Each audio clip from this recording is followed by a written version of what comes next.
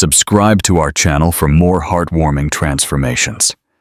Like this video and share your thoughts in the comments. What's your definition of true love? The Suwa and the Caretaker. A love story beyond boardrooms. The opulent London office, usually a silent testament to power, was filled with the innocent hum of a child's lullaby. Scarlett Thorne, CEO of Thorne Capital, froze in the doorway, her presence an unexpected tremor in the late-night quiet. Before her stood not just her company's night caretaker, but a man wiping down her desk, his small daughter, no older than 8, coloring quietly nearby in her pajamas. "I'm so sorry, ma'am. I didn't know you'd be back," David Carter stammered, his face flushing. "We'll leave immediately." But before he could pull the child away, the little girl looked up, her eyes wide with recognition, and pointed a crayon-stained finger directly at Scarlett. "Daddy, look! It's her! It's the princess! It's the—" David Carter froze at the sight of the woman standing in the office doorway. She was exactly as Isabella had described in her drawings. Long hair, bright eyes, elegant bearing. But now she was there, in real life, observing him and his daughter with an expression he couldn't decipher. "Daddy, look! It's her! It's the princess!" Isabella ran to the woman, holding a colorful paper. "You're just like my drawing!" Scarlett Thorne blinked a few times, still processing the scene. It was almost 10 on a Tuesday night, and she had only returned to the office to pick up some forgotten contracts. She hadn't expected to find a small child, in light blue pajamas and pink slippers, smiling at her as if she were an old friend. "Misa, come here. Don't bother the CEO." David quickly put away the cleaning cloth and grabbed the spray bottle. His movements were precise, efficient. 3 years cleaning offices in London had taught him how to disappear when necessary. But Isabella didn't move. She continued to hold out the drawing to Scarlett, who slowly knelt down to the girl's height. "May I see your drawing?" Scarlett's voice came out softer than she expected. It had been years since she'd spoken to a child. Isabella smiled even wider and placed the paper in Scarlett's hands. "See, I drew you. Daddy said you live here, so I wanted to make you a present." The drawing showed a woman with long hair and a yellow dress in front of a giant building. Beside her, a man in a blue uniform held the hand of a small girl. In the corner, in shaky letters, was written, "The Princess, Daddy, and Isa." You draw very well," Scarlett murmured, feeling something strange in her chest. "What's your name?"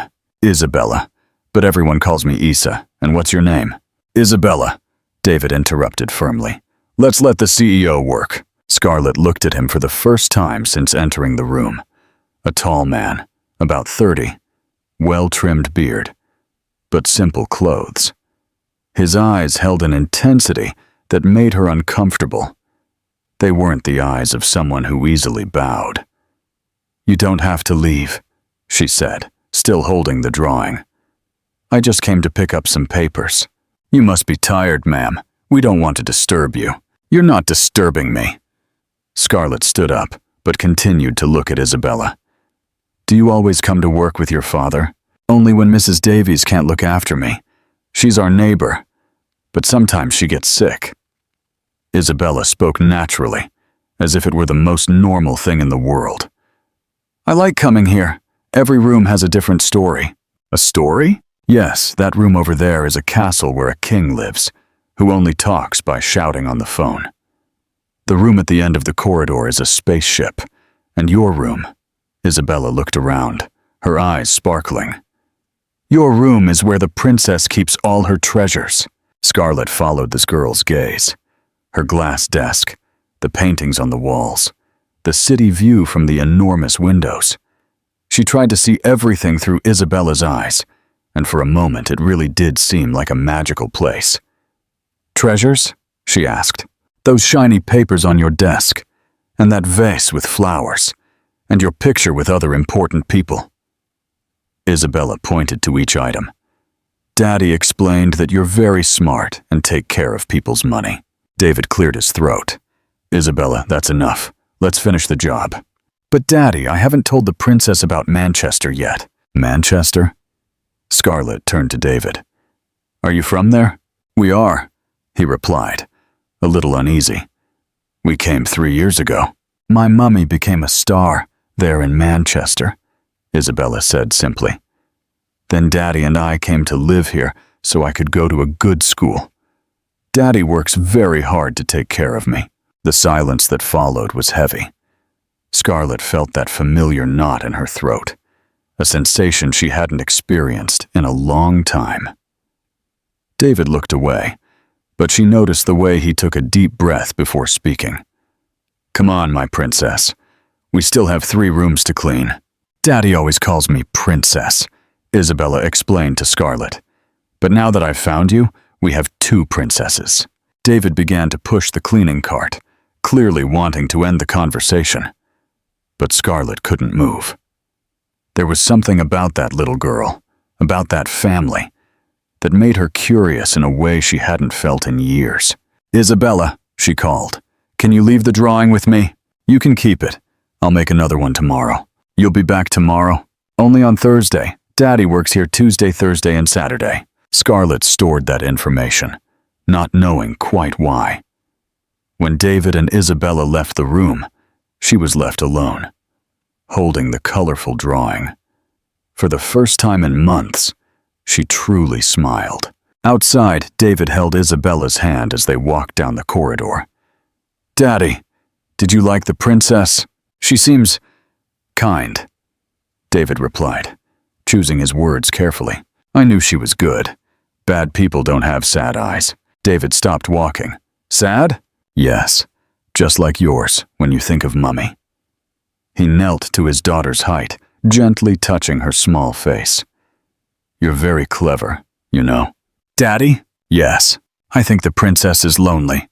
Just like we were before. David looked back towards the office where Scarlett had stayed. Perhaps Isabella was right. Perhaps some important people were also lonely. Let's finish the job, my princess. It's late. But as they cleaned the other rooms, David couldn't get the image of a powerful woman kneeling to talk to a child, holding a drawing as if it were the most important document in the world, out of his head. Chapter 2. Midnight Encounters. Ma'am, you're working very late again. Charles, the night doorman, watched Scarlett pass through the lobby for the 3rd time that week. It was almost 11 on a Thursday night, and she was carrying a folder she clearly didn't need to retrieve with such urgency.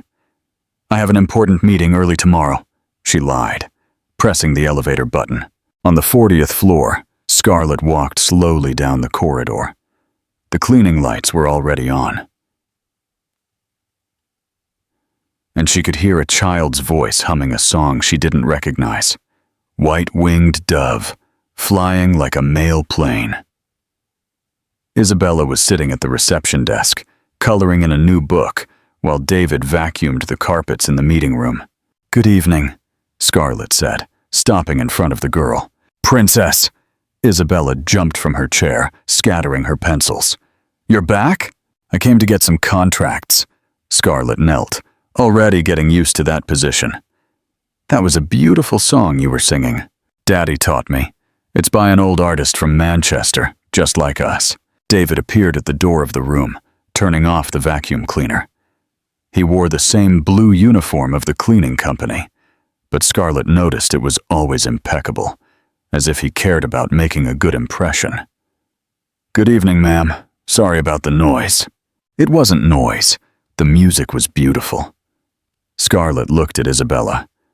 Do you know others? Yes. Daddy says it's important not to forget where we came from. For the next half hour, while David finished cleaning, Isabella told stories about Manchester, the city where she was born. She talked about the reservoirs, about her grandmother, who made pancakes every Sunday, about how she missed the sky full of stars. Here in London, there are too many lights. The stars hide, she explained. But Daddy says my mummy can see me from anywhere. Scarlett felt that familiar knot in her throat. Was your mother a teacher? She was a nurse. She took care of people in the hospital. Isabella lowered her voice. Daddy doesn't like it much when I talk about her because he gets sad. But I remember everything. And you, do you like to study? I do, especially maths. Daddy helps me with my homework, but sometimes he gets very tired. David approached, clearly uncomfortable with the conversation. Isabella, put your pencils away. Let's go home. Already? But I wanted to show my notebook to the princess. Another day. Tomorrow you have school. Scarlett observed the interaction between father and daughter. David was gentle, but firm. Isabella obeyed without questioning. But Scarlett noticed the frustration in the girl's eyes. Isabella, she said impulsively, would you like to have more coloring books? I would, but Daddy says books are expensive and have to last a long time. David blushed. She has enough books, of course she does. Scarlett stood up, realizing she had stepped on delicate ground. I just thought that, well, never mind. In the elevator, Isabella held her father's hand and looked at the descending numbers. Daddy, the princess is nice, isn't she? She is. She seems lonely, just like you were when Mummy became a star. David sighed. Important people have a very different life from ours, my princess. But she doesn't act like an important person. She sits on the floor to talk to me. The next morning, Scarlett woke up earlier than usual and stopped by a bookstore before work. She bought 3 coloring books, a box of colored pencils, and a children's book on astronomy. She put everything in a bag and tried to concentrate on the day's meetings. In the afternoon, her partner Sarah entered the office without knocking. Scarlett, you're acting strange. Strange how? Smiling. You've smiled 3 times today on a Thursday. Scarlett laughed, proving Sarah's point. I can't smile. You can, but it's suspicious. Did something happen? Nothing much.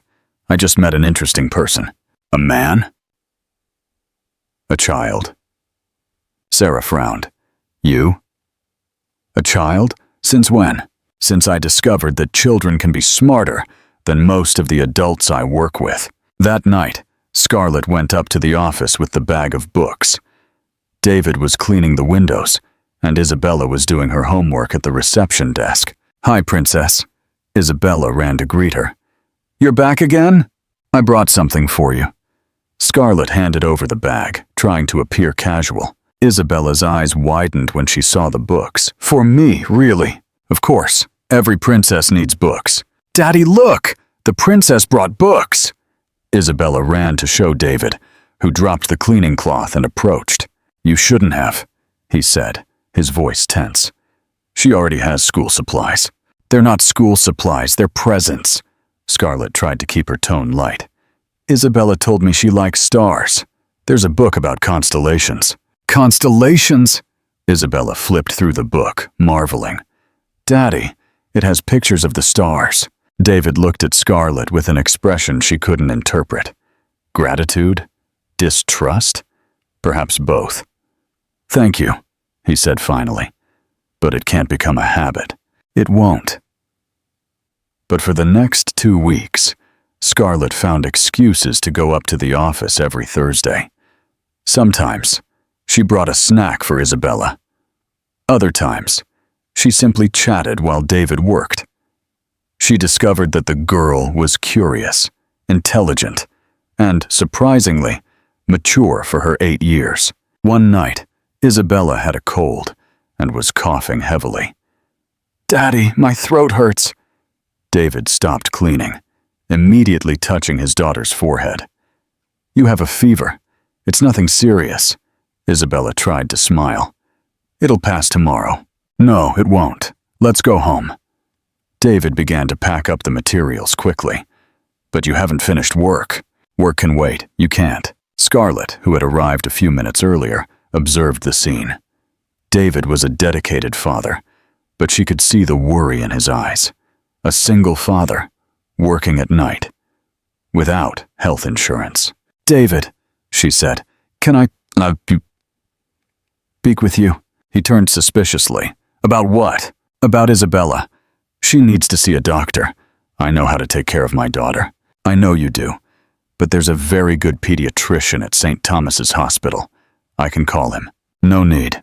I'll take her to the clinic tomorrow. Scarlett saw the stubbornness in his eyes and understood.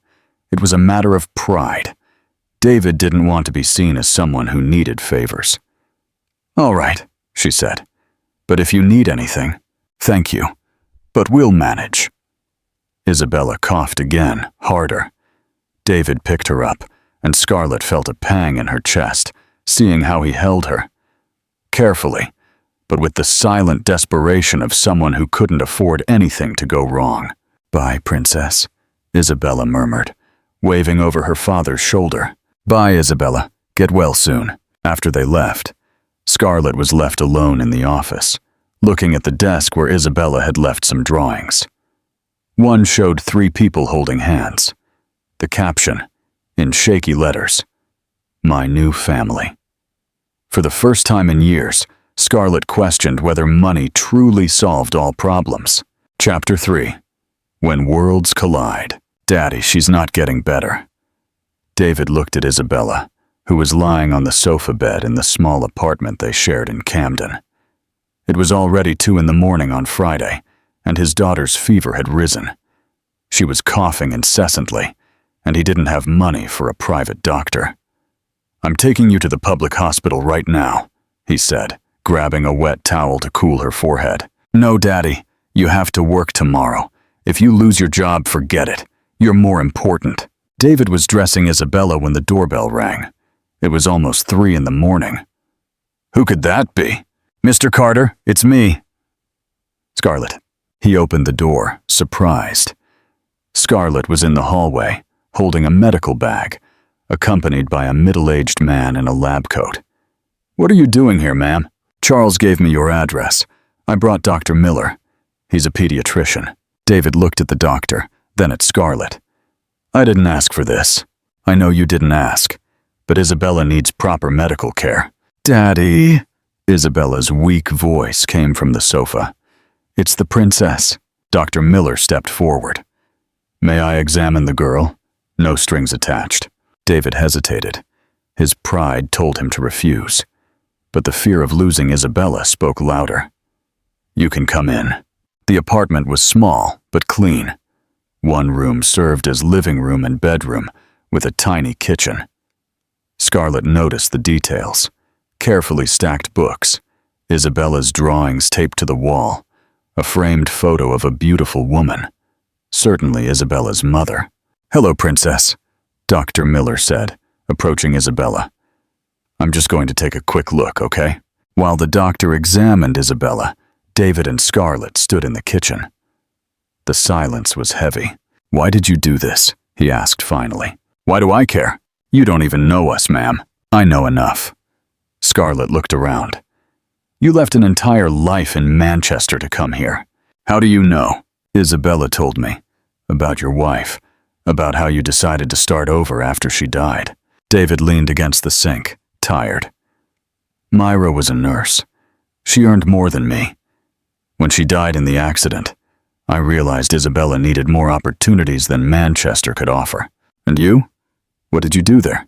"I worked in a building materials store. I studied 2 years of administration at the local college, but stopped when Isabella was born." David laughed bitterly. "I thought it would be easier to resume my studies in London.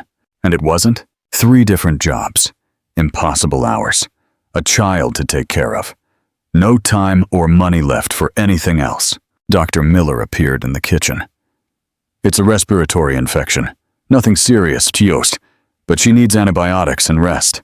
"How much will it cost?" David asked. "It won't cost anything," Scarlett replied. "Dr. Miller is my family doctor. I don't accept charity." "It's not charity." Scarlett searched for the right words.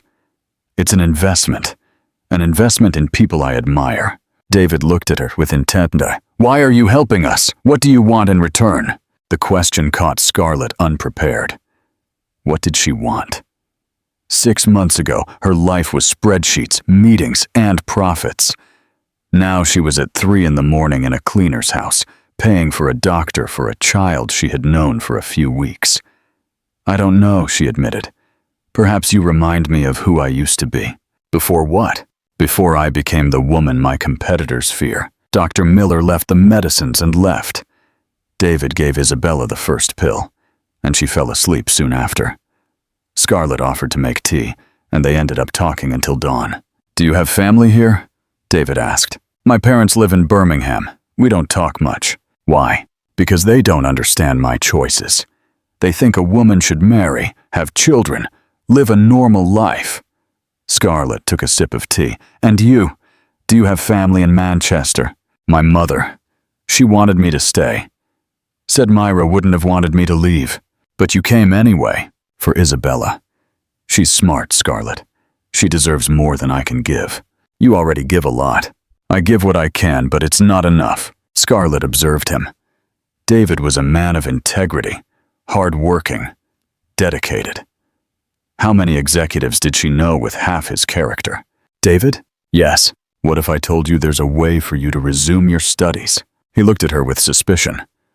What way? The company has an internal program. Employees can study administration at an affiliated university, part-time with a scholarship.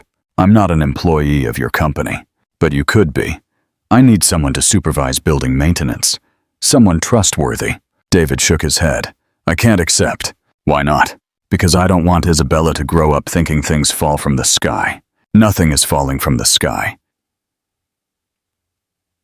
You would work for it, Scarlett. It was the first time he had used her name.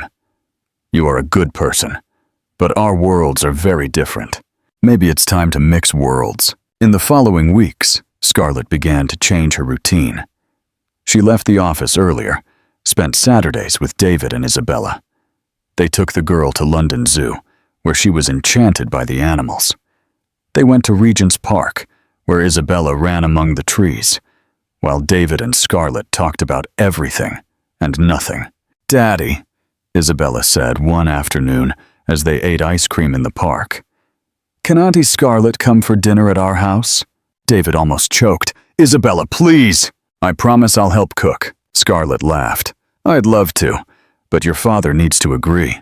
David looked at the two of them. Isabella with pleading eyes, Scarlett with a smile he was learning to love. All right, he said, but I'm cooking. That night, Scarlett discovered that David made the best shepherd's pie she had ever tasted. Isabella told stories from school, showed her latest drawings, taught Scarlett a card game she had learned from her grandmother. Are you happy? Scarlett asked when Isabella went to brush her teeth. I am. Different from what I planned, but I am.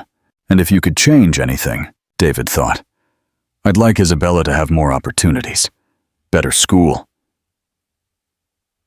English classes, maybe a music course. Does she like music? She loves it, sings all the time. Scarlett stored that information. And you? What would you like for yourself? Me? David seemed surprised by the question. I never think about myself. You should. Why? Because Isabella needs a fulfilled father, not just a sacrificed one. When Scarlett left that night, David stood at the window, watching her car disappear down the street. For the first time since arriving in London, he felt that perhaps it was possible to dream again. Isabella appeared beside him, already in her pajamas. Daddy, do you like Auntie Scarlett? I do, yes. She likes you too, I saw it. How did you see? She looks at you the way you used to look at Mummy in the photos. David knelt to his daughter's height. And how do you feel about that? Isabella smiled. Happy. I think Mummy sent Auntie Scarlett to take care of us. Perhaps Isabella was right. Perhaps some people come into our lives when we least expect them, but exactly when we need them most. Chapter 4.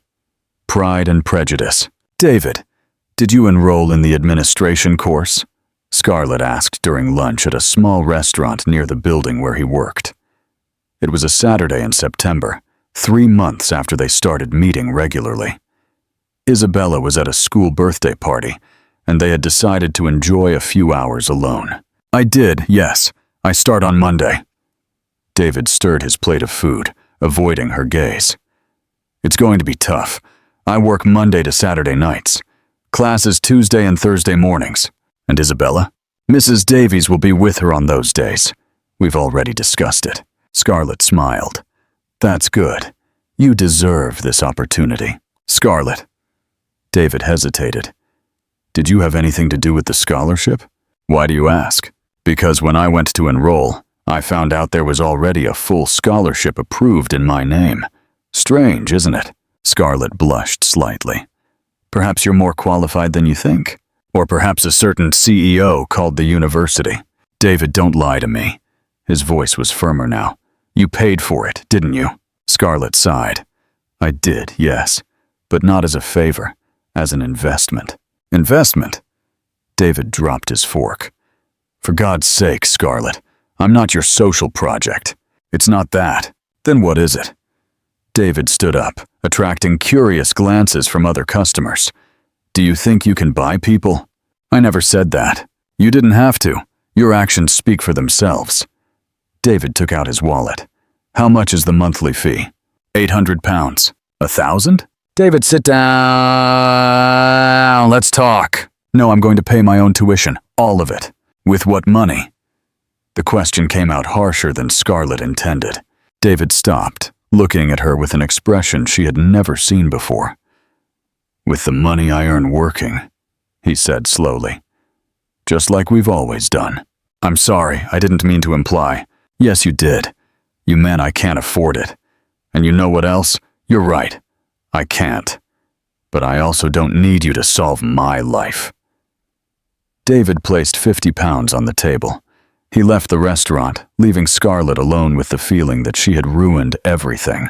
That night, Isabella realized something was wrong when David came home quieter than usual. Daddy, did you fight with Auntie Scarlett?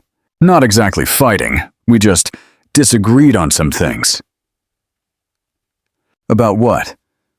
David sat on the sofa, pulling Isabella onto his lap. About the difference between helping and controlling. I don't understand. Sometimes, when someone really wants to help, they end up doing things for us. And that's not good. Why not? Because we need to learn to do things ourselves.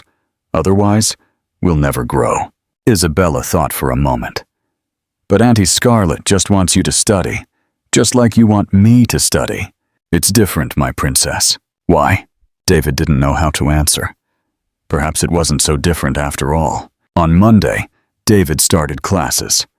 He arrived early, sat in the last row, and tried to concentrate on the explanations of administrative theory. But his mind kept returning to Scarlett, to the way she had tried to help, to how he had reacted. Are you all right? Asked his classmate Patricia, a 40-year-old woman who also worked at night. Just tired. First semester is always like this. You'll get used to it. I hope so. After class, David stopped by the bank to check his account. He had £200 until the end of the month. His university tuition was $800. Even working overtime, he couldn't pay it alone. He swallowed his pride and called Scarlett. Hello? It's me. David, how was your first class? Good. Listen, about Saturday. You were right. I overstepped. No, you were trying to help. I was stupid. Silence on the other end of the line. Can I come over? He asked. Of course. An hour later, David was in Scarlett's office. She looked tired, with papers scattered across her desk. Difficult meeting? He asked. Japanese investors. I lost a contract today. Seriously, how much? 50 million. Pounds. Scarlett laughed without humor. First time I've lost a deal because I was distracted. Distracted by what? By you. By our fight. David sat in the chair opposite her desk. Scarlett, I need to apologize. You don't need to. I do, yes. You were just trying to help me, and I threw it in your face. But you were right. I was being controlling. Maybe. But your intentions were good. David took a deep breath. I'll accept the scholarship, but with one condition. What? I'll work for you on weekends. General cleaning, organizing, whatever you need, until I pay off the debt. David, you don't have to. I do. For me, I do. Scarlett smiled for the first time in days. All right. But there's another condition. What? You and Isabella have dinner at my place on Sunday. You're cooking? No, but I'll learn. That night, David told Isabella about the agreement. So you're going to study and work even more? She asked worriedly. For a while, but it will be worth it. And Auntie Scarlett? Auntie Scarlett will continue to be our friend. Just a friend? David smiled. Why do you ask? Because you act differently when you talk about her. Just like you used to when you talked about Mummy. And how do you feel about that? Isabella thought seriously. I think Mummy would like Auntie Scarlett because she takes care of us, just like Mummy used to. On Sunday, David and Isabella went to dinner at Scarlett's house, a luxurious apartment in Knightsbridge. Isabella was impressed by the size of the place, but what most caught her attention was the carefully set table and the smell of homemade food. Did you really cook? David asked. I tried. My housekeeper helped me, but I insisted on preparing dessert myself. Scarlett laughed. The dinner was delicious. Conversation flowed naturally. Isabella talked about school, about how well she was doing in math. David talked about his classes, about how much he was enjoying studying again. Daddy was very smart at school, Isabella told Scarlett. Mummy always said he could be anything. Your mother was right, Scarlett said, looking at David. After dinner, while Isabella watched cartoons on TV, David and Scarlett washed the dishes together. Thank you, he said. For everything. Thank you. You for letting me be a part of your lives. Scarlett? Yes. Why is this so important to you? She stopped washing the dishes. Because you remind me of who I want to be. Who do you want to be? Someone who truly matters, not just in business. David dried his hands and turned to her. You already matter. To whom? To me? To Isabella. And they looked at each other for a moment. David was about to say something more when Isabella appeared in the kitchen. Auntie Scarlett, can I see your room? Of course, Princess. But when they returned from the guided tour, David had a worried expression. What's wrong? Scarlett asked. Nothing, just, this is all too fast. What? Us, this closeness. Isabella's getting too used to you. And that's bad? It could be. If one day you decide you don't want this anymore, I won't decide that. How can you be sure? Scarlett didn't know how to answer. How could she be sure of anything? 6 months ago, she had never considered having a family. Now she couldn't imagine her life without David and Isabella.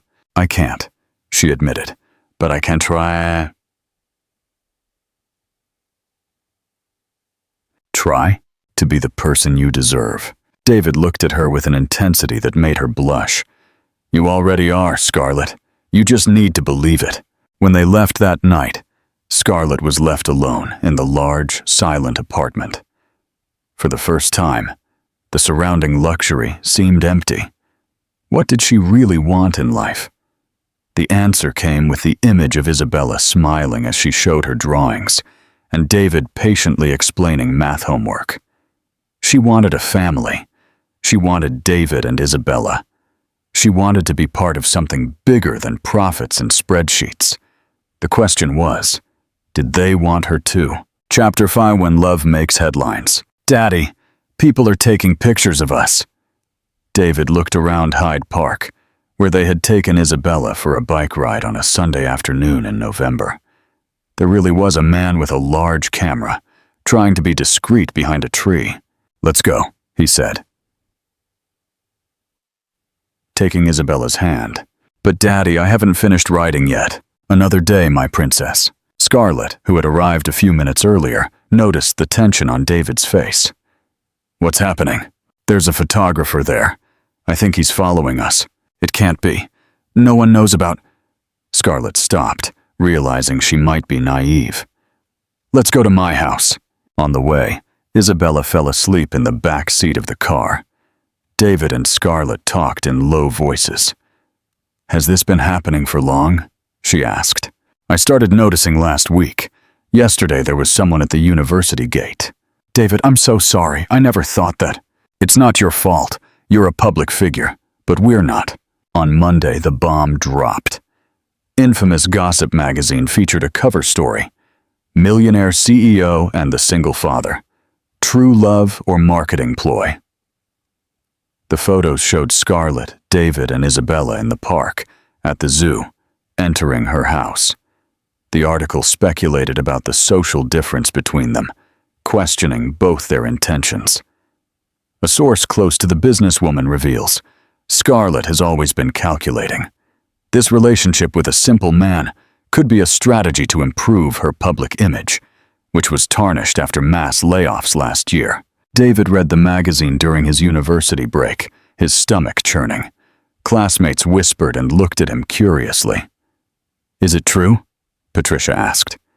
"Are you dating Scarlett Thorne?" "It's complicated," David replied. "Dude, she's filthy rich. You got lucky." "It's not like that." "How is it not?" "Look at the photos. She's paying for everything, right? I bet she even pays your tuition." David put the magazine away and left the classroom. He couldn't concentrate on classes like this. At work, the situation wasn't better. Charles, the doorman, tried to be supportive. "Boss, don't pay attention to those gossips. Anyone who knows you knows it's true love." "Thank you, Charles. But be careful with the other employees. Some people are saying you're taking advantage of the situation." "Saying what? That you got lucky to snag a rich one? That you won't have to work anymore?" David clenched his fists. "And you, what do you think?" "I think you're a hard-working father who found a good woman. But my opinion doesn't matter. What matters is how you're going to deal with this." That night, David couldn't work properly. His mind was divided between anger and worry. How would this affect Isabella? The answer came the next day when he picked her up from school. "Daddy, Julia's mom said you're dating a rich woman so you don't have to work. Is it true?" David knelt on the pavement to his daughter's height. "What do you think, Isabella?" "I think she doesn't know you. You work harder than any dad I know. Some people don't understand our situation. They'll say things that aren't true. About Auntie Scarlett, too?" "About Auntie Scarlett, too." Isabella thought for a moment. "Can I still be her friend?" "What do you want?" "I want to. She's nice to me. She treats me the same way Mummy used to." "How so?" "With kindness, without pity." David felt a lump in his throat. His 8-year-old daughter had more wisdom than many adults. "Is Daddy scared?" Isabella asked. "A little." "Of what?" "That people will be cruel to you because of this. They were already cruel when we moved here. I survived." It was different. Why? David didn't know how to answer. Perhaps it wasn't so different after all. That night, Scarlett called. "David, did you see the article?" "I did. We're going to sue the magazine. My lawyer is already handling it. It's no use. The damage is already done." "What damage?" "People are talking. At university, at work, at Isabella's school." "And what are they saying?" "That I'm a gold digger. That you're being used. That Isabella will grow up thinking she can live off others." Silence on the other end of the line. "Scarlett, I'm here, just processing." "Processing what?" "That maybe they're right. Maybe you're better off without me." "Don't say that." "Why not? Look at what my presence has brought into your lives. Gossip, judgment, exposure. It brought love, too. It did. It brought love, Scarlett. It brought joy. It brought hope. But at what cost?" David took a deep breath. "At the cost of having to be stronger. At the cost of learning not to care about other people's opinions." "What if I can't? What if I'm not strong enough?" "Then we'll learn together, David. Yes, I love you." It was the first time she had said those words. David felt his heart pound. "I love you too, even with all this confusion, especially because of it. Because now I know you're willing to face anything for us. I am. But what about you?" "I am too. And Isabella?" "Isabella said you treat her the same way her mother did.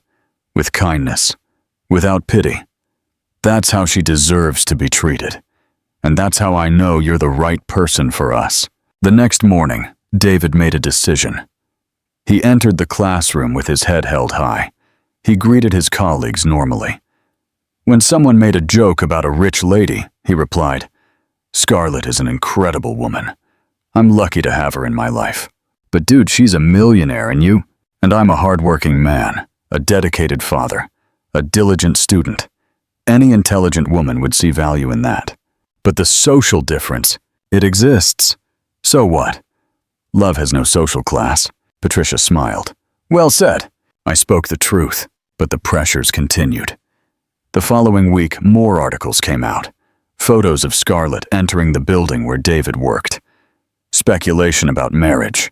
Nasty comments on social media. Isabella started having nightmares, waking up crying, afraid that Auntie Scarlett would leave like her mother. Daddy, are people going to make Auntie Scarlett not like me anymore? No, my princess. Someone who truly loves doesn't change their mind because of gossip. But what if she's ashamed of us? She won't be. How do you know? Because I know her heart. But deep down, David was also afraid. Afraid that the pressure would be too much for Scarlett. Afraid that she would realize it would really be easier without them. The critical moment arrived on a Thursday. David was leaving university when he was approached by a reporter. David Carter, I'm from London Life magazine. Can we talk about your relationship with Scarlett Thorne? I have nothing to declare, but people want to know. Is it true she's paying for your studies? No comment. And your daughter? How is she dealing with the situation? A child being raised by a rich stepmother. Leave my daughter out of this. David lost his patience. My daughter is not part of any story. She's a child who deserves peace. So you confirm that Scarlett is a maternal figure to her? I confirm that you are vultures. Get out of my face. David pushed the reporter and left. But he knew he had made a mistake. His outburst would be headline news the next day. That night he called Scarlett. It has to end. What? This! Us! I can't expose Isabella to this situation anymore. David, no! I can't, Scarlett. She's just a child. She doesn't deserve to grow up being called a gold digger. But we love each other. Sometimes love isn't enough. Are you giving up on us? I'm protecting my daughter. And me? Don't I have the right to an opinion? You have a right to a life without complications. I don't want a life without complications. I want a life with you two. It can't be. Why? Because Isabella asked today if you were leaving just like her mother. I can't let her go through that again. But I'm not leaving. You say that now. But when the pressure increases, when your company starts to be affected, when your family starts to pressure you, my company doesn't matter. My family will have to accept it. And if they don't, then I'll choose you. I can't let you do that. Why not? Because you'll regret it. And I couldn't live knowing I destroyed your life. You're not destroying anything. You're building. Scarlett, please understand. I understand. I understand you're scared. But running away isn't the solution. It's not running away. It's protecting. It's the same thing. It's not. David, don't do this. Don't give up on us. I've decided. And Isabella, does she agree? She doesn't need to agree. She needs to be protected. Even if it makes her unhappy, she'll get over it. How do you know? Because she's already overcome worse things. She already lost her mother. Now, she'll lose me too. You're not her mother. But I can be, if you let me. I can't let you. Why? Because I'm afraid you'll leave me too. The truth had finally come out. David wasn't protecting Isabella. He was protecting himself. I won't leave you, Scarlett said softly. You can't promise that. Yes, I can, and I promise. Promises are broken. Not all of them. David, please make things easier for all of us. I won't make it easy. I'll fight for us. Alone.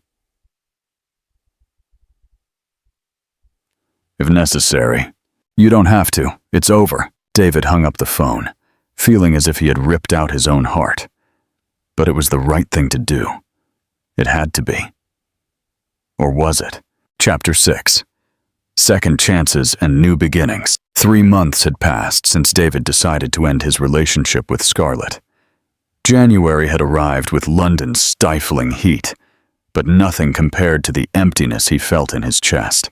Daddy, is Auntie Scarlett coming back today? Isabella asked for the 100th time, looking out the window of their small apartment. No, my princess, we've talked about this. But it's my birthday today. Isabella was turning 9 that day, but she seemed to have aged much more in recent months. She was quieter, smiled less. Even her school grades had dropped. She always said she wouldn't miss my birthday. David knelt to his daughter's height. Sometimes adults have to make difficult decisions, he tried to explain. Stupid decisions, Isabella retorted, crossing her arms. Isabella! It's true, Daddy. You were happy with Auntie Scarlett. I was happy. Why did you end everything? David didn't know how to answer. In recent months, he had asked himself the same question many times, especially when he was alone, after Isabella fell asleep. And the house seemed too big for just two. Daddy lost his job again? Isabella asked. No, why do you ask? Because you're sad. Just like when you lost your job at the other company. David sighed. She was right. He had lost 2 jobs in recent months. One, because he had been late several times. Another, because he couldn't concentrate. Now he worked for a smaller company with a lower salary. Everything's fine with work. Daddy's just adjusting. Adjusting to what? To our new life. I don't want a new life. I want Auntie Scarlett back. That afternoon, David took Isabella out for pizza, an attempt to cheer up her birthday. But she barely touched her food. Daddy, can I call Auntie Scarlett? Isabella, just to say it's my birthday. She'll be sad if she knows you didn't let me. We don't even know if she wants to talk to us. Of course she does. She loves me. How do you know? Because love doesn't just disappear, Daddy. You yourself taught me that. David looked at his daughter, impressed by her wisdom. When did I teach you that? When you said Mummy still loves us from heaven. If love doesn't die with death, why would it die with a fight? On Monday, David was at university when the course coordinator called him. David, I need to talk to you about your academic situation. Is there a problem? Your grades dropped a lot last semester, and you have several absences. I know. I've been going through some personal difficulties. I understand, but I need to inform you that your scholarship has been canceled. David felt the ground collapse beneath him. Canceled? Why? You didn't meet the minimum requirements. You needed an average of 7, and you got 5.3.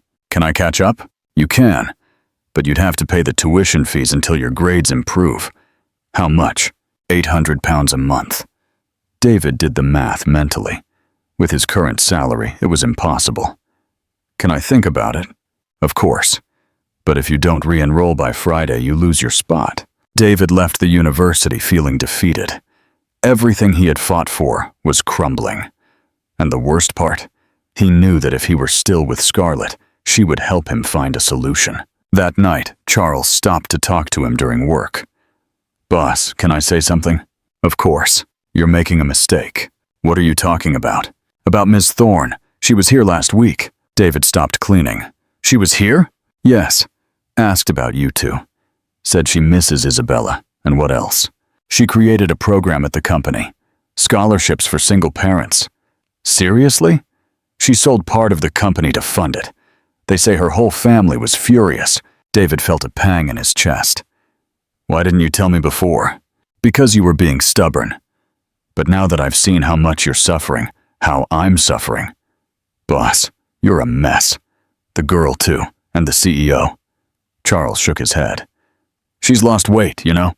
She has deep dark circles under her eyes. How do you know? Because she still comes to the building.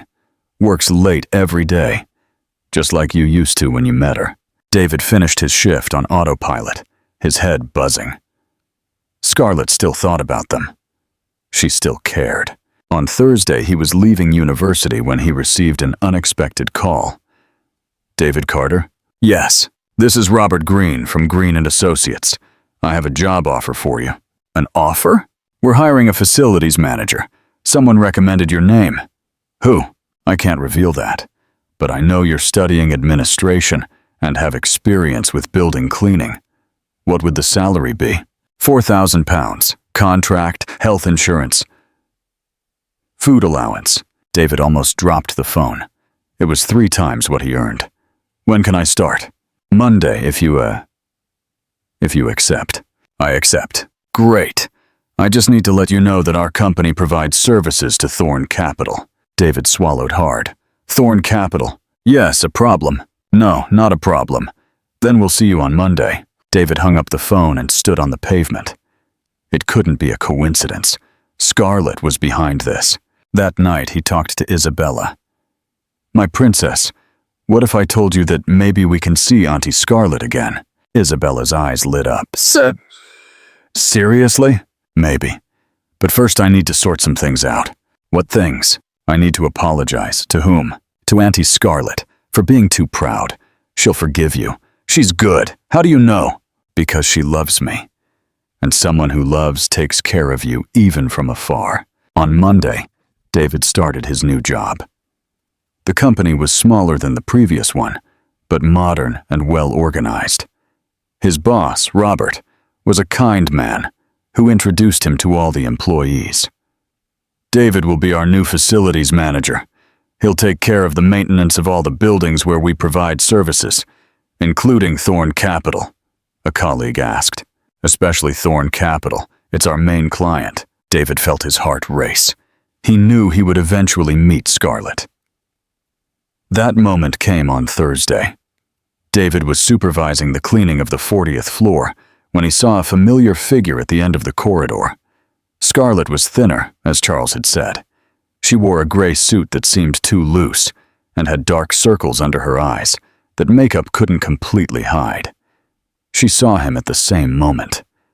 She stopped in the middle of the corridor, as if she didn't know whether to continue or turn back. "Hi," David said, approaching.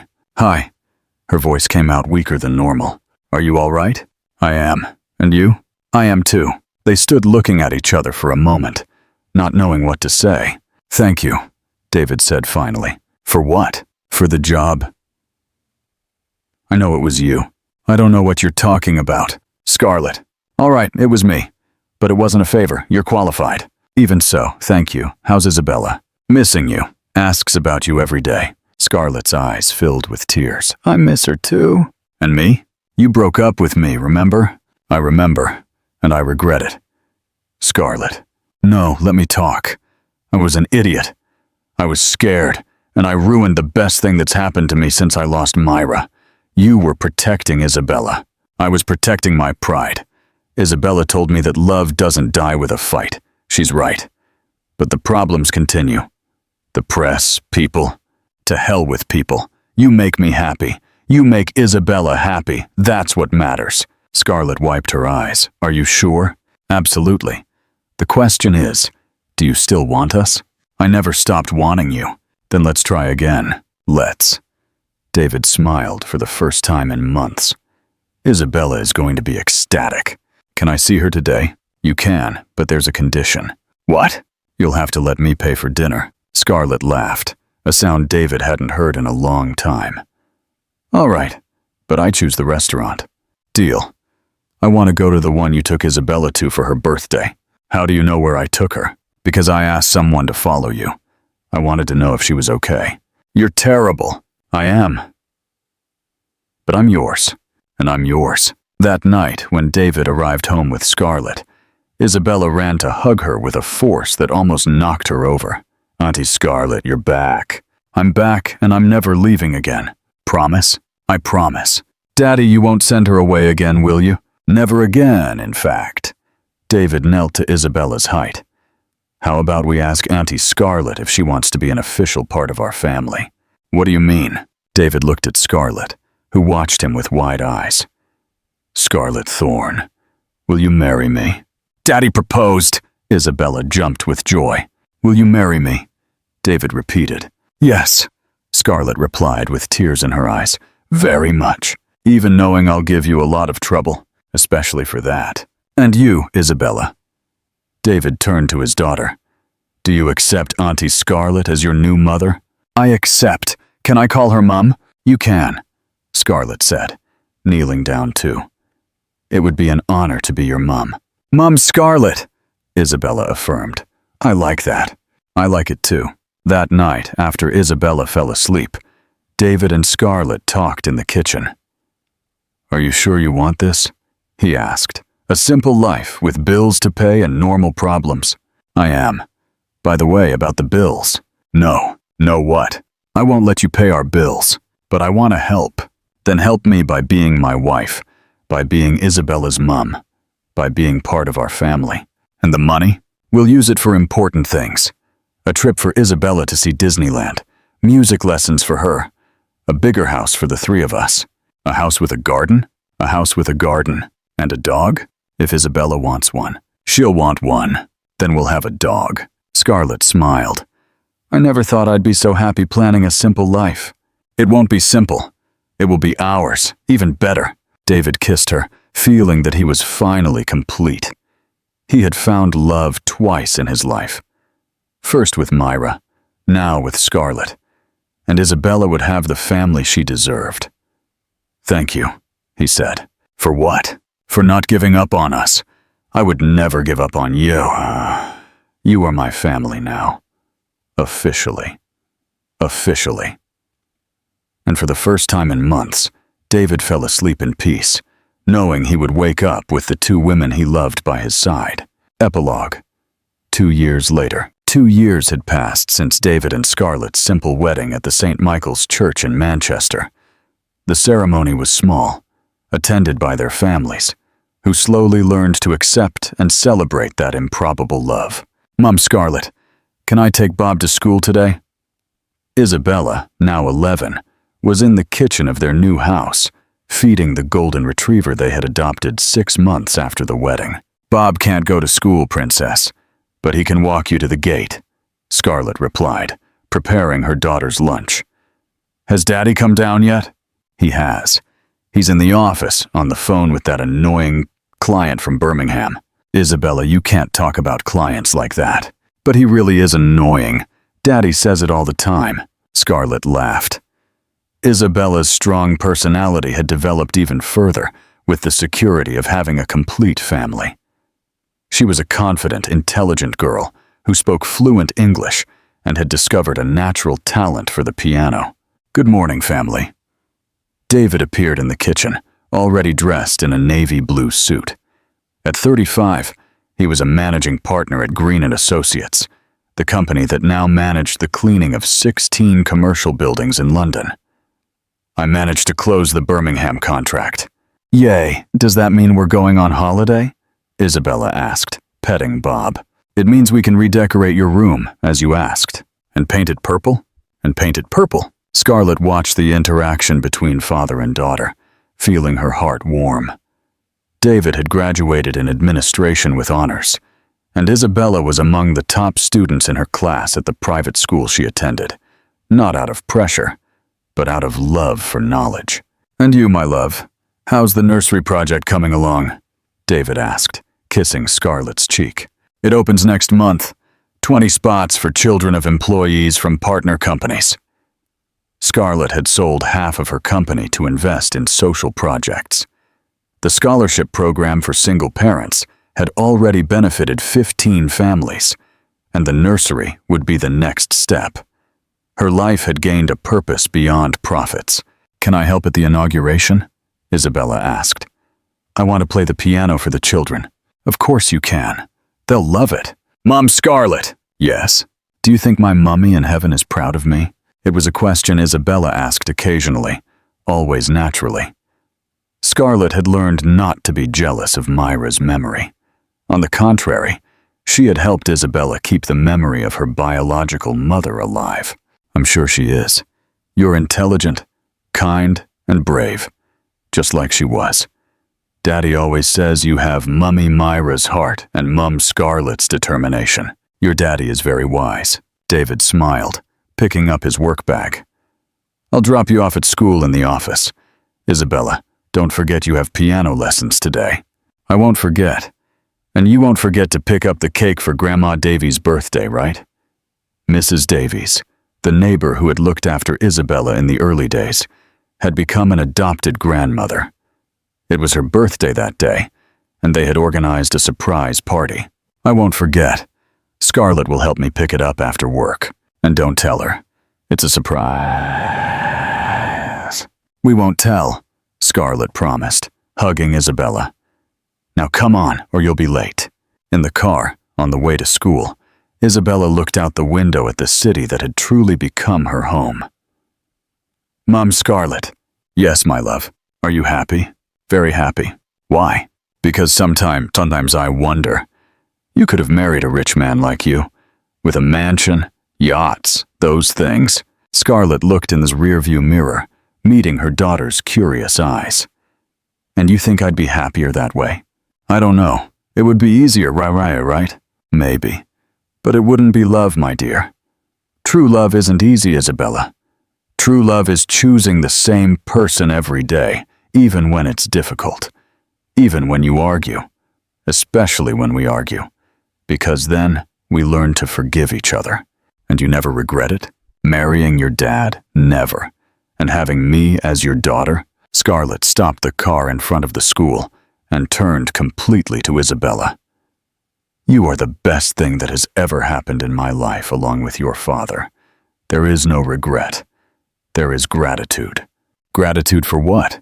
For teaching me that family isn't about blood. It's about love, care, and choice. Isabella smiled and kissed Scarlett's cheek. I love you too, Mom Scarlett. I love you too, my princess. Forever and forever plus one day. Isabella ran off to school, waving from the doorway. Scarlett watched her until she disappeared among the other students, then headed to the office. Her company was now smaller, but more significant. Instead of just generating profits, it generated opportunities. The scholarship program had expanded, the nursery was almost ready, and she was developing a microcredit project for aspiring entrepreneurs. Good morning, Ms. Thorne. Marina, her partner and best friend, greeted her. David called, said he got the Birmingham contract. He did. We're growing together. Literally. Green & Associates has become our exclusive cleaning company. And it's working well. David is competent. And your husband. And my husband. Scarlett smiled. But even if he wasn't, he'd still be competent. You've changed a lot, you know? How so? Before, you were just work. Now you smile and talk about family. You have plans that don't just involve money. Is that good or bad? It's wonderful. You've become a complete person. That afternoon, while reviewing the nursery projects, Scarlett received a call from Isabella's school. Ms. Thorne, this is the office. Isabella had an accident. Scarlett's heart raced. What happened? Nothing serious. She tripped in the playground and scraped her knee. She's in the infirmary, but she's fine. I'm coming to pick her up now. Scarlett dropped everything and ran out. In the car, she called David. Isabella got hurt at school. I'm going to pick her up. Hurt how? Scraped her knee. They said it's not serious, but you're terrified, just like any mother would be. I am. I'm leaving now too. We'll meet at school. David? Yes. Thank you. For what? For letting me be her mom. You were already her mother long before I allowed anything. At school, Scarlett found Isabella sitting in the infirmary, with a bandage on her knee and a bored expression.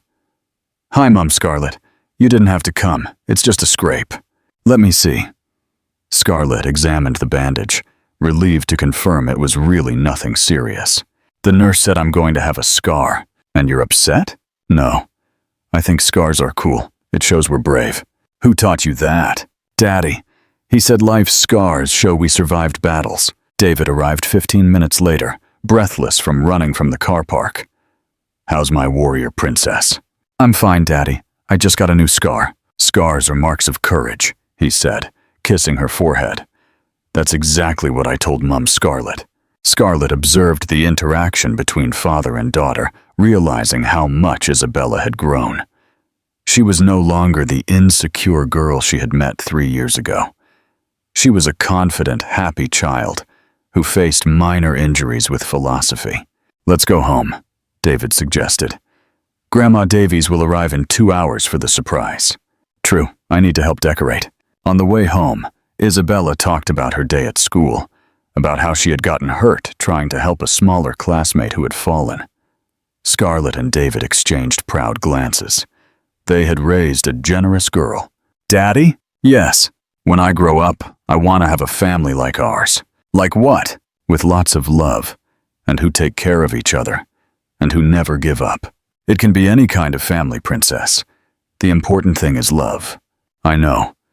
But I want a family that isn't afraid to fight for what it loves. Scarlett felt her eyes well up. Isabella had learned the most important lesson. True love requires courage. That night, after the surprise party for Mrs. Davies, after Isabella fell asleep recounting her day, David and Scarlett stood on the house's balcony, watching the stars. "We did it," David said. "Did what?" "We became happy, despite everything." "Because of everything," Scarlett corrected. "Every difficulty strengthened us." "Do you regret anything?" "Taking so long to understand that family doesn't have to be perfect. It has to be true. And giving up that £50 million contract? Best deal of my life. I traded $50 million for infinite love." David laughed. "When you talk like that, it sounds like it was easy. It wasn't easy. It was necessary. Necessary for me to discover who I really am when I'm not hiding behind money and power." "And who are you?" Isabella's mum, David's wife. A woman who learned that true wealth is measured in hugs, not numbers. Quite sentimental for an ex-Iron Lady. The Iron Lady became a woman of heart. David pulled her closer. "I love you." Scarlett Carter. "I love you too, David." To David Carter. Forever, forever, and one more day. Inside, Isabella dreamed of princesses who didn't need castles, of families who chose each other, and of love that was strong enough to win any battle. And in the sky, among the stars that could finally shine over London, Myra smiled, knowing that her daughter was safe, loved, and happy in the hands of two people who understood that being family isn't about perfection. It's about presence, care, and the courage to choose love every day. The story of a single father who cleaned offices with his daughter had transformed into the story of a family that proved that true love knows no social barriers, fears no judgment, and is always, always worth fighting for. What a journey of love and transformation. We hope you were as moved as we were. Tell us what you thought of the ending. Leave a comment below, like this video, and subscribe for more incredible stories.